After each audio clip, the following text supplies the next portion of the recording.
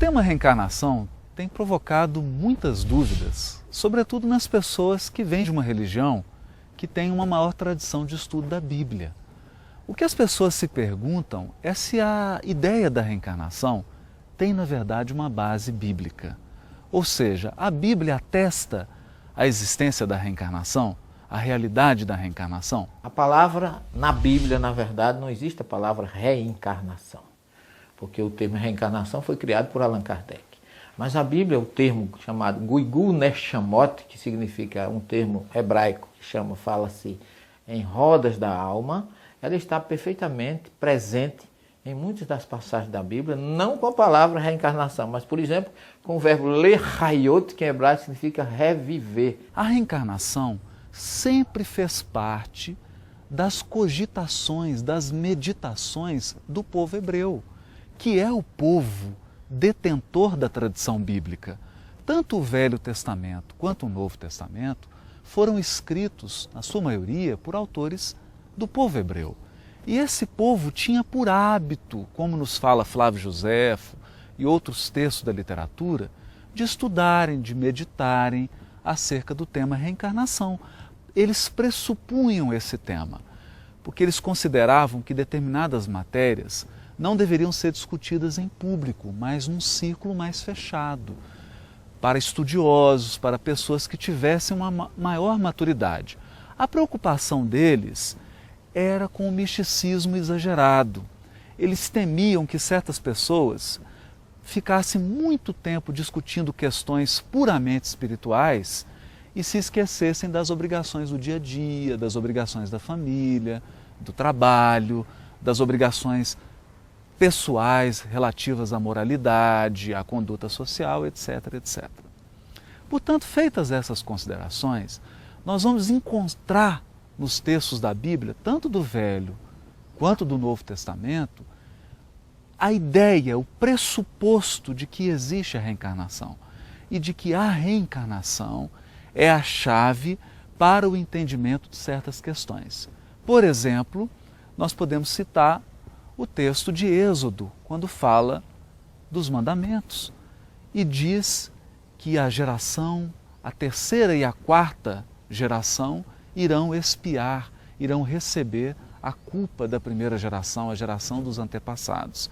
Há até uma preposição em hebraico que diz: na terceira e na quarta geração eu expiarei as faltas dos pais, nos seus netos, nos seus bisnetos, etc, etc.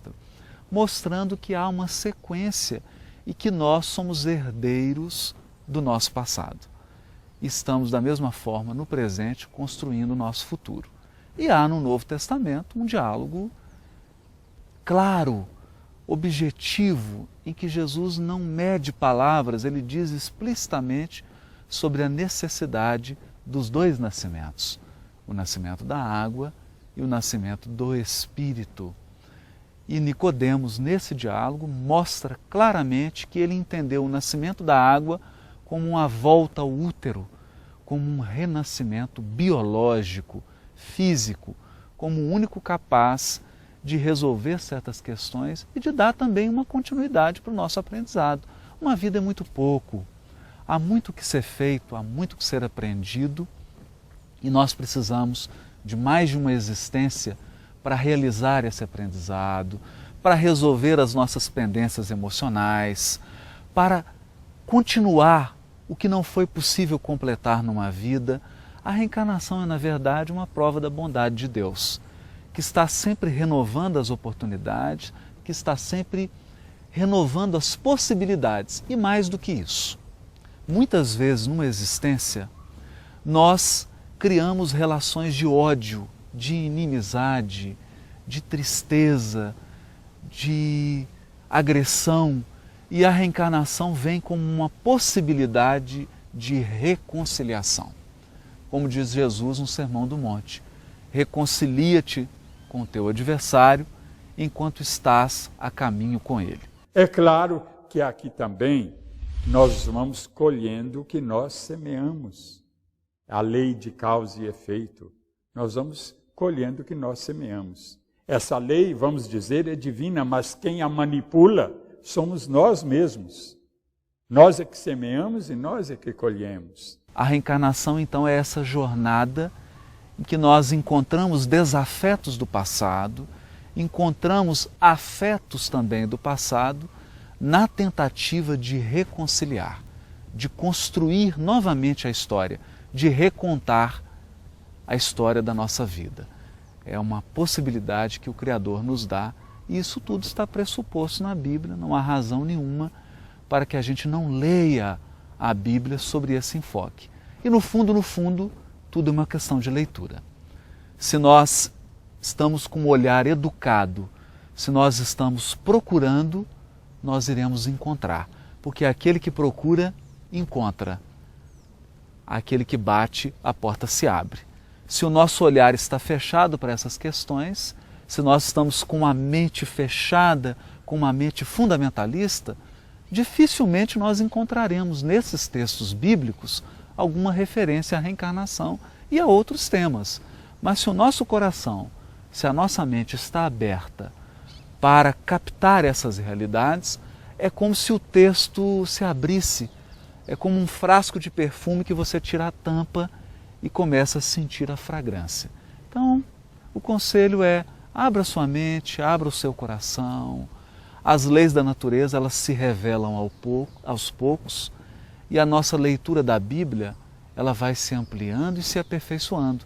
A gente não lê a Bíblia como as pessoas liam há 3.000 anos atrás e nós não leremos a Bíblia daqui 1.000 anos como nós lemos hoje, porque nós crescemos e a nossa interpretação cresce com a leitura da Bíblia. Então o conselho é: leia de maneira tranquila, aberta, inspirada e essa compreensão virá naturalmente. Agora o Transição dá uma paradinha para o intervalo e já volta.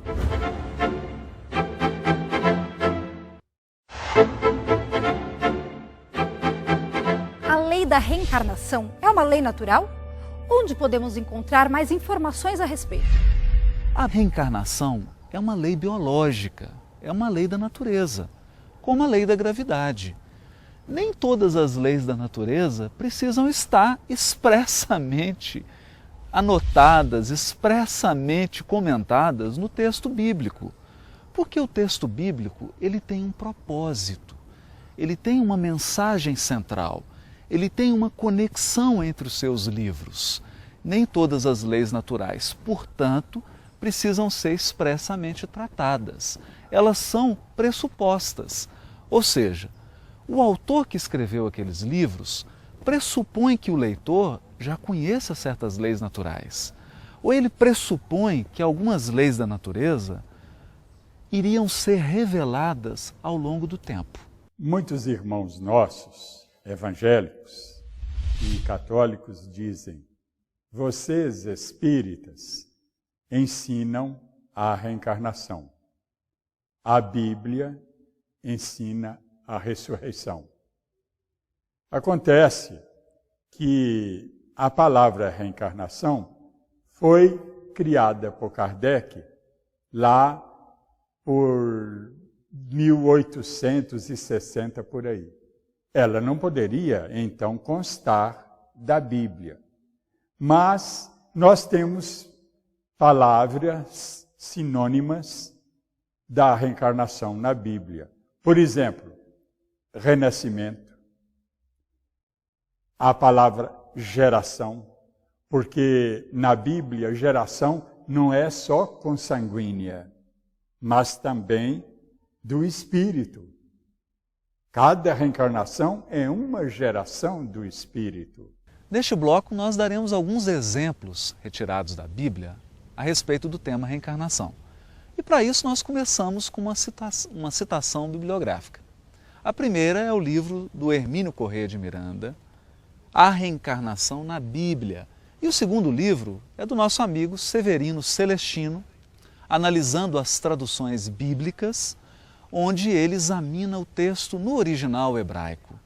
E um dos textos principais analisados pelo Severino e também pelo Hermínio Miranda nesse livro é o texto que contém os 10 mandamentos, Deuteronômio e Êxodo, onde se diz que o Deus na sua função de justiça, iria punir os erros, segundo algumas traduções, até a segunda, terceira e quarta geração.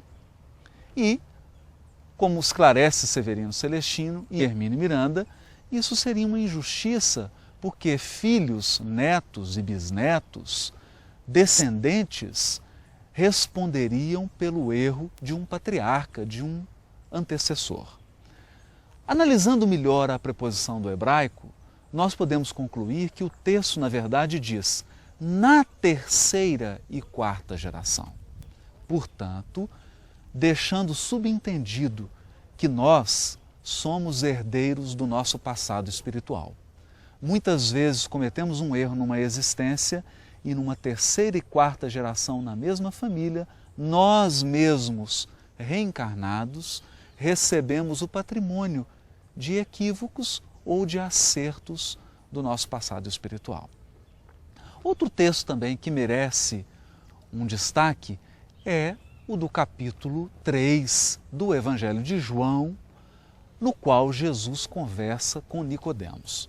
Ora, Nicodemos era um doutor do Sinédrio, um homem de posição no Estado de Israel da época e um profundo conhecedor da Bíblia, porque senão não ocuparia o Tribunal Supremo do povo hebreu. Ele então procura Jesus, trazendo as suas dúvidas, e o mestre diz claramente a ele que não poderá ver o reino dos céus aquele que não nascer de novo, que não nascer novamente. Nicodemos, dando a entender que percebeu a amplitude da questão e que entendeu a questão nos seus exatos termos, pergunta: mas como pode um homem, sendo já velho, entrar pela segunda vez no útero da sua mãe?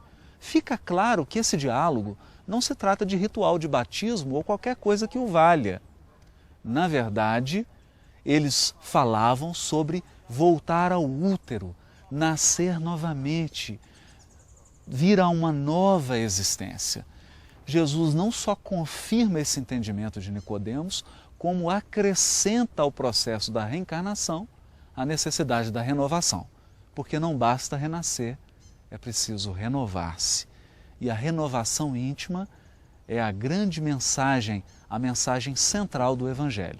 A Bíblia possui em toda a sua extensão, tanto na primeira revelação, o Velho Testamento, como no Novo, passagens que ratificam claramente, e eu colocaria aqui uma de Jesus muito marcante, que está lá no capítulo 11 do Evangelho de Mateus, versículo 10 a 14, quando ele, referindo-se a João Batista, ele diz que dentre os filhos de mulher ninguém é maior do que João, mas que João era mais que um mensageiro, mais que um profeta. E como o profeta Malaquias falava que enviaria o profeta Elias antes do grande e temível dia do Senhor, Jesus confirma dizendo que assim como Isaías falava da vinda do Messias, assim como Malaquias falava que Elias vinha preparar o caminho, Jesus disse: dentre os filhos de mulher ninguém é mais do que João. E se vocês querem compreender, é ele, o Elias, que devia voltar.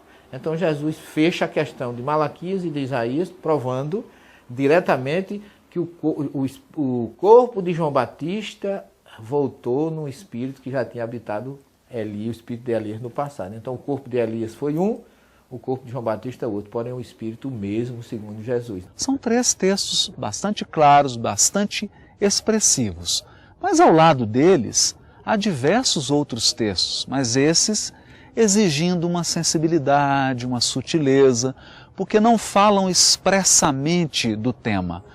Eles pressupõem o tema. É como se o tema fosse uma exigência, um pré-requisito para que você faça uma reflexão mais aprofundada. Portanto, aí estão três passagens que atestam a reencarnação, que mostram que a reencarnação não é uma criação de culturas orientais, não é mesmo uma criação do codificador Allan Kardec. A ideia da reencarnação está em muitas civilizações do mundo antigo e está, inclusive, muito firmemente alicerçada na cultura do povo hebreu. Tanto que hoje várias correntes do judaísmo são reencarnacionistas, admitem a reencarnação como um elemento profundamente necessário para se entender a justiça divina. Não haverá justiça divina se não houver possibilidades.